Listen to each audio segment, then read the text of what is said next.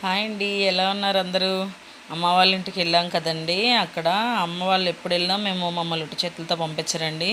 ఏవో ఒక పిండి వంటలు వండుతూ ఉంటారు. చూడండి ఎంత పెద్ద పొయ్యి పెట్టామంటే అసలు ఆ జంతికలు వేయడానికి మా చేతులు నొప్పులు వచ్చేసి పక్క పెద్దమ్మ, ఇంకొక పిన్ని, అమ్మ ఎంతమంది చేసామండి.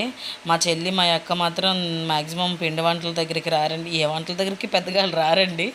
నేనే పొయ్యికి ఎక్కడికి వెళ్ళినా తగులుకుంటూ ఉంటాను. చూడండి అసలు పెద్ద పళ్ళెం పెట్టి ఆ పళ్ళెంలో ఎన్ని మురుకులు జంతికలు పెట్టినాయి అంటే నిజంగా అసలు అలా చేయడం కూడా చాలా కష్టం అండి. తినేటప్పుడు అంత ఈజీగా పళ్ళెంలో వేసుకొని తినేస్తాం కానండి మేకింగ్ అనేది చాలా కష్టం కదా. మేమంతా వాళ్ళంతా చాలా హెల్ప్ చేశారండి. మీరందరూ కూడా ఇలా చేసుకుంటారా పిండి వంటలు అవినా?